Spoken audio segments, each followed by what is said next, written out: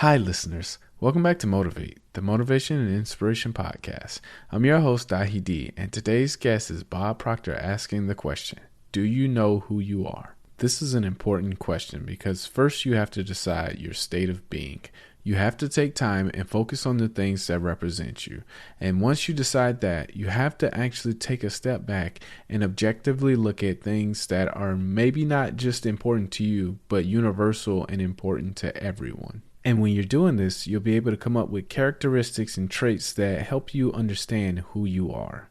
And once you understand characteristics and traits about yourself, then you can start pointing them towards, am I a good person?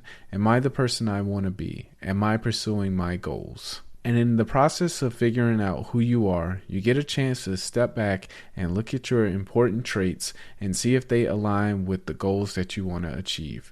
Like, are you the type of person that's going to work hard? Are you the type of person that's going to give up on opportunities? These are all things that are important. And once you discover who you are and understand yourself, then you can push yourself in the direction with the traits that you decide that are important to you. That's it for me today. Thank you all for listening. I hope you enjoyed today's episode.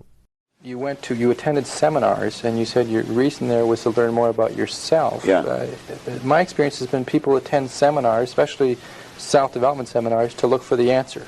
They want to know, what is it out there I can learn so that I can be more successful? That wasn't your motivation? No, oddly enough. And I think probably you're right. I think that's what most people are looking for. I think they're looking for an answer outside of themselves, and they're never going to find it.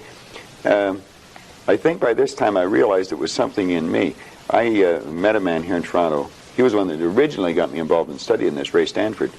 And he told me if I didn't like the results I was getting in my life, that I was going to have to change me because they were my results. And he said, if you're going to change you, you're going to have to find out something about yourself. And that seemed to make sense. I don't think it was an earth-shattering idea. It wouldn't give anybody a brain hernia, but it made a hell of a lot of sense to me. So I started to study myself. I found most people don't know who they are. They really don't. What do you mean? I mean, I know my name, I know my age, I know where I live. Yeah, that's not what you, else though. Is there? You know, that's just size, it. If you ask the average person who they are, they'll give you their name. They'll say, I'm Bob Proctor, but I'm not. Bob and Proctor are two words. My parents give them to me. They're called names, but it's not me. It's my name. Then somebody will say, well, this is me, but this isn't me either. It's my body. Like, you never phone down here to the studio and say, body won't be in today. It's sick. Okay. You know, we don't say am hand or am leg. It's my hand, my leg, my body, my name. Who am I? Well, that's an interesting question. And I believe if a person will start to study that and look for the answer, they'll find it. See, I think we live simultaneously on three planes of understanding. We're spiritual creatures, we have an intellect, and we live in physical bodies. Okay. But because we lack awareness or understanding of who we are, we're totally locked into a physical world, and we let things outside of us control us.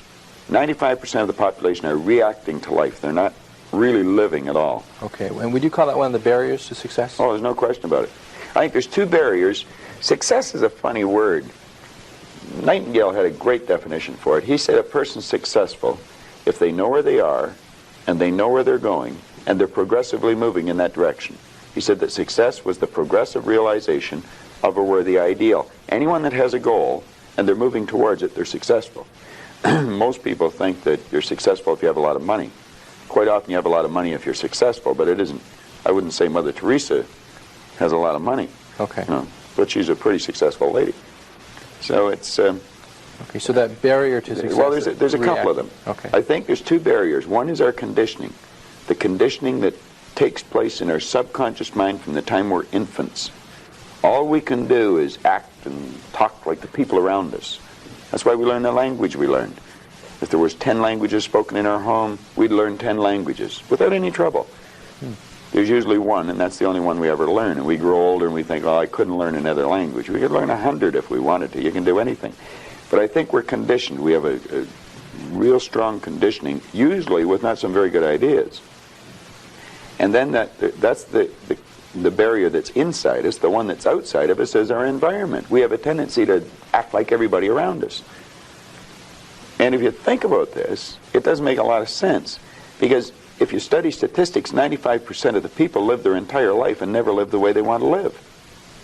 You know that 95% of the population in this country, let's say in North America, Okay. the richest continent in the history of the world, they'll work productively, let's say for 40 of their 65 years, Okay. and they'll end up with hardly any money. Well, there's got to be something wrong. So there's not About much. 5% of the people end up financially comfortable or independent. Are you trying to depress us, Bob? Because that's. No, actually, I think it's quite an exciting idea, because you see, the idea behind it is that anybody can win, anyone at all. But if we start studying these statistics, I think we'll arrive at the conclusion, geez, I better start thinking for myself rather than follow everybody.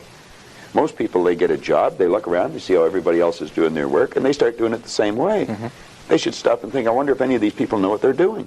You know, is there a better way to do it? But don't we have a need to fit in? I mean, we don't want to stand out. We don't want to get fired. We don't want to make waves. Exactly. Just fall into line, you know, take a number, be like everybody around. You know, that'd be great in the animal kingdom, but human beings aren't supposed to live that way. I think we should make a few waves. We should maybe stand out, be different, not for the sake of being different, Okay. but because we are different. We all think different thoughts. And I believe we should start to think and build images in our mind of what we'd like to do and then set out and do it. Okay. Emerson did that, Edison did that, Marconi did that, Samuel Morse did that, Buckminster Fuller did that. We could go on and on and on. Okay. They were different. They stood out. They made a few waves. Okay. You started with you saying you started with a search for yourself to try to find out more about yourself, and you were somewhat successful along the way. Well, I didn't start it like that in the beginning. I started out, I wanted to earn a lot of money. I figured if I had enough money, I was going to cure all my problems. I found that that wasn't true. I earned a fair amount of problems or money, and I seemed to have more problems. But I after working at this for a few years, I decided that the real answer is get to know yourself a little better. Okay. And I don't think you have to go off in the Himalayas and become a guru to. Okay. to do that. What did you do to learn about yourself? You said you went around as many seminars. I as you attended could. seminars. Okay. I went and listened to different speakers who taught something about the mind. I think the answer is in our mind if we'll start studying and trying to understand our mind. Okay. Let me get back to you if I can. What did you learn about Bob Proctor during that study? Well, I learned that the biggest part of me you'll never see. It's non-physical. And what you see here in the physical body is nothing but the physical manifestation of the higher side of my personality. And of course that's true with you, and Nancy's on the camera. It's true of everyone. And what we have to study, I think, is how does this non-physical part of my mind work? What happens when I think? Where do thoughts come from? How was this chair built? Somebody had to think. Thoughts are everywhere. And we pull thoughts into our mind and we build pictures or images in our mind. Okay. What we want to understand is that's a non-physical side of ourself that's doing that. If I can build an image of something in my mind, I'm quite capable of building a physical replica of it in my world. So if I build an image of me as a happy, relaxed person, I can live like that. If I build an image of myself as being prosperous, I can become prosperous. So if we think rich, we will be rich. Is that what you're Absolutely. We're already rich, just short of money. saying? Okay, those of us that like to acquire more money Yeah. and or happiness or whatever we see success, those of us that want to reach the goals that we've set for ourselves, we do it first by... Well, the first thing you do is sit down and decide what you want. If it's money you want, how much money? Lots of money. Well, nobody knows how much lots is. Okay. So you've got to be specific. Okay. You write down on a card exactly what you want. And you carry that card around and read it often. Now, this is what I learned in this book, Think and Grow Rich, and it's what I teach in the seminars. I'll teach people how to set goals. But you decide exactly what you want. And then you start to think. Now, you're going to have thoughts come to your mind of why you can't get it. Mm-hmm. You have the ability in your conscious mind to reject that idea, kick it out of your mind. Thinking of why you can't do something is never going to do you any good. And keep thinking until you start to think of thoughts of how you can do it. And the way will be shown to you. It comes in the form of images in our mind. Think of how you can and not why you can't. Okay. So our first step is to set That's the some first goals step. and think about how we can go about reaching those goals. Exactly. And just think of how you can. Now, I would say before you get into that, you should get a good book and start to study it. Select a person who is already doing something that you'd like to do. Get to know that person. Go to the experts for advice. Don't ask the person next door, your mother, father, brother, or the guy that works beside you, because they don't necessarily know. There's no point in asking a person how to earn a lot of money if they're only earning $10,000 a year. They don't know. If they knew, they'd probably be earning a lot. It's like, don't go to a sick doctor if you want to get healthy. Okay. So you find someone that you can go to for advice. Get a real good book and lock into that book and start to study it. Like, I've had this one that looks like a Bible, you know. But this is Napoleon Hill's book, Think and Grow Rich. I've been reading this thing now for 23 years. I'll probably read it for another 23 years. I got another good book that I brought over here today. It's called The Power of Your Subconscious Mind. Now, I'm not getting a commission for selling this. The author's dead now. He's been gone for a couple of years. But Dr. Joseph Murphy wrote this book, The Power of Your Subconscious Mind. And that's probably one of the best books that you're ever going to find, because you're going to learn something about your mind when you read this book.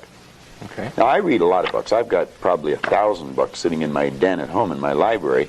But the one that I carry it everywhere I go, and I read it all the time, is Think and Grow Rich. I never stop reading it. Now, where's the value for you to reread that and read it again? I mean, you must know it well enough that... I think I could probably recite it verbatim. But the secret is, I once read in a book where it said, when you read a good book through the second time, you don't see something in it that you didn't see before. You see something in yourself that wasn't there before. You see, when I read this, I create a greater awareness. Let me just read you one line out of here, 2 lines. Okay. Hill said, the missing link in all systems of education known to civilization today may be found in the failure of educational institutions to teach students how to organize and use knowledge after they acquire it. He went on to say that we should understand the real meaning of the word educate. It's not going to a brick and mortar edifice for 25 years. Okay. That's gathering information. You'll probably develop your memory, but I would question how well you develop your mind. And I'm not against education, because I encourage my children to go to school, as we know it. Now, he said the word education comes from the word educo. And he says it's derived from the Latin word educo, meaning to induce, to draw out, or to develop from within. An educated person is not necessarily one who has an abundance of general or specialized knowledge. An educated person is one who has so developed the faculties of their mind that they may acquire anything they want or its equivalent without violating the rights of others. An educated person is the one that knows how to go and get what they want out of life without being selfish. In sense, a researcher, somebody who knows what they're looking for and knows how to go about finding it. Well, I think we should forever be involved in research, because learning is a lifelong process. You never stop learning.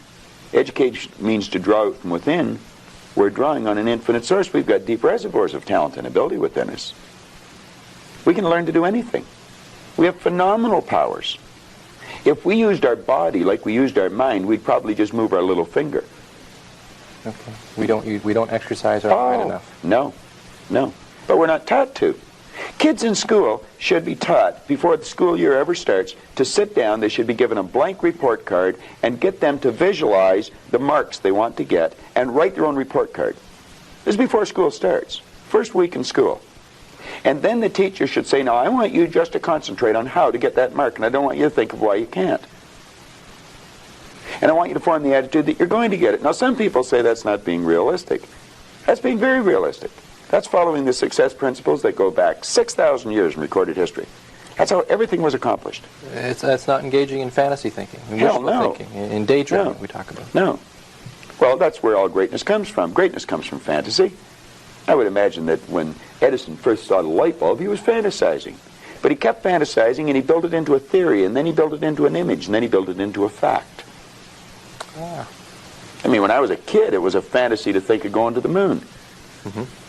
We've been up there with cars, playing golf. Okay, you mentioned in terms of success principles, attitude, this business of attitude. Attitude. It takes in the way you think, the way you feel, and the way you act. I'd have a difficult time really explaining attitude right just in a conversation. I use a board in the seminar, and I did an attitude seminar last night. We spent 3 hours dealing with that one subject, so to do it here in 3 minutes, I I can't do it. I haven't learned how yet. Let's Okay. put it that way. I recognize it's difficult because we You have talk. to have a winning attitude, though, Tom. Okay. In human relations, we talk about the toughest thing with managing people. The toughest thing to deal with is their attitude. That's right. That's almost impossible. And that's the one to thing where change another management person. falls down. But we can't change people's attitudes. Well, nobody can change another person's attitude. And the only attitude we can change is our own. But you see, if management have the idea it's their attitude and we can't do anything about it, then they're not going to do anything about it. But if management arrive at the conclusion, yes, it is attitude, and let's teach the people something about attitude. Let's teach them something about themselves. Let's make them realize that they're worth something, that they're valuable, that the greatest resource we've got. Companies spend about 65% of every dollar that comes in goes back out on employees and wages and benefits, and yet management knows less about employees than anything else. They know more about the gadgets and the widgets than they do about the people. Okay, so your suggestion is we develop a winning attitude. Absolutely. Can you define that for me, first of all? What is a winning attitude? Well, if we can understand, let me digress for a second. The whole universe operates by laws, and there's a law of opposites. It's called the law of polarity. Everything has its opposite. There's a right and a left side. There's a front and a back, an up and a down, a hot and a cold, positive and negative, yin the yang. You know, well, you can think negative or you can think positive, but you can't think both at the same time. You're only going to think one way at one time. And we have to train our mind to think or look for the positive or the good in things. There's good in everything. There's no such thing as no good. Car broke down on the way over to the station. There's something good about it. There's something good about it. Now, you may have to look to find out what it is. Okay. Yeah. But there's something good in everything. There has to be a positive and a negative for anything to exist. There's a law of gender that decrees that. Science understands it. It's taught in science. Okay. Well, once we understand that there's this law of opposites, there's negative thoughts or positive thoughts. As the thought energy flows into our mind, we decide what we're going to think. Person's out at work. They can decide to think, I can't find a job, but they can decide to think, I can. If they're thinking, I'm going to find one, then they'll start attracting a train of thought to them, figuring out how to find it. You really have to understand how your conscious and your subconscious mind works in relation to your body or your physical world to understand attitude. Attitude should be taught as a subject in school ahead of reading, writing, arithmetic, or anything else. Because it's a person's attitude that's going to determine the marks they get. Okay, and maybe part of attitude or related to attitude is this business of self-image, which you talked about. Yeah. Well, that would, like we were talking about success principles, and I was saying you got to get the winning attitude, you've got to set a goal. Then you have to work on self-image. Now, when we think, we build images in our mind. Dr. Maxwell Maltz discovered the self-image concept as we know it today. In 1960, he was a plastic surgeon. And he realized he was operating on people. He may removed a nasty scar from their face. And he noticed sometimes when he removed the scar or maybe did a nose job on them or something, there was a great psychological change took place in the person. Where they may have been introverted, they started to become very gregarious and outgoing.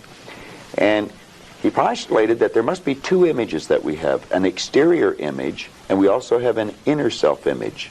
And he started to study this, and he wrote a magnificent book on it called Psycho-Cybernetics. And psycho-cybernetics, psycho being the mind, cybernetics being the science of control and communication. And he goes into this, and he explains how every one of us has an image in our mind of ourself. And it's called a self-image. Too many people don't know much about themselves, and so they don't have a very good image of themselves. And you'll often notice that people will shy away from you. They won't look you in the eye. They'll look down or look up. They'll never try to do anything of any great consequence because they don't think they can. They have a poor self-image. Okay. Part of that is because through school we're told about what we don't do well. We failed here, we had low grades, or that we could be only part got of it. 60% Yeah. or whatever. Okay. Yeah. I think there's been a great disservice done with the IQ test in that respect when you're bringing out school. Binet, the Frenchman back around the turn of the century, invented the IQ test, and then we brought it over from Stanford over here, and we'll test a person's intellect, and then we'll brand them good, bad, smart, not, and that's not true. We can change IQs by changing self-images. But yes, if we're told we're not very good, you're just like your dad, you're a bum, you're never going to do well, you didn't go to school, you can't win. Okay. Well, that's all false. We can do anything. And we should be encouraging a child. Give them a pat in the back rather than a kick. Okay, what can we do? Members of our viewing audience right now, most of us walk around with some degree of a self-image. Is that fair to say? We all have a self-image. Okay, would you say most of us have a negative self-image to some degree? Well, let's say we can all improve our self-image. Okay. I don't care how good your image is, you can improve it. Okay, how can we improve it? Something specific. How can we go about making our self-image more positive? Well, again, you know, you're getting into a whole day seminar. If I could give you just a simple tip on it, if a person would sit down and let their body relax, totally relax, Okay. and then start to visualize in their mind, see themselves the way they want to see themselves. Which may take a good deal of thought, since we're not Well, you sure if that relax, person- yeah. And I mean, in terms of how we want to see ourselves. Maybe we don't know how we want to. relate it to something specific. Somebody we admire, maybe. Or, Possibly. Somewhere we like to see ourselves down the road. Okay. Yeah, see how you'd like to live your life. See yourself living it that way. Okay. Now, understand that that's a picture in your mind. When you pick up a book, the book is nothing but a picture that an author has painted in words. Van Gogh, the great artist, was asked one time how he did such beautiful work. He said, I dream my painting, and then I paint my dream. To get the picture on the mind, and then paint it on the wall, or on the canvas. Well, if we would relax and build the image in our mind of how we'd like to see ourselves, how we'd like to see ourselves acting in life, relating to other people, our social life, see ourselves in the position we hold, or how we make our sales presentations if we happen to be in selling or something, and then take that picture and describe it, write it out in the present tense. I am so happy now that I see myself, and write it out. Now, a lot of people will laugh at this and say, that doesn't make any sense. It makes a lot of sense. They can't tell you why it doesn't. I could spend hours telling you why it does, and I could explain it in such detail that everyone would understand it. But write out a description of how you'd like to see yourself. Start to read it, and read it, and read it, and read it every day. Carry it around and keep reading it. The one point that all the great teachers, all down through history, have all agreed on, they've been in complete unanimous agreement on it, we become what we think about. Now, it may be fantasy at first, it might even appear to us as being a lie. But if you read it often enough, you'll start to believe it. And when William James said, believe and your belief will create the fact, you will see the person's personality change. I watch people in the seminars, personality change right in front of my eyes. And all they're doing is starting to see themselves different. They're starting to think different thoughts. So our thoughts control our actions? Oh, there's no question about it. No, our thoughts control our feelings. Okay. Our feelings control our actions. All right. And we control our thoughts? Absolutely. Or we can control our thoughts? We can control our thoughts, yes. Generally, though, one of our difficulties, one of our problems maybe is that we tend to react to what other people tell us, and we consequently get the negative thoughts, and then that affects our feelings, and then that affects our behavior. That's right. That's exactly the way it is. We read the newspaper. Doom and gloom's coming. We just accept it. Doom and gloom doesn't have to be coming. Do you know there's always been a depression for some people? I grew up with the idea that everybody went broke in the 30s. They didn't. Some made millions. I thought everybody went out of business. They didn't. Some people went into business. There's always a depression for some people, and there's always good times for others. Let's ask ourselves when we read something in the paper, do I want to get emotionally involved in that idea?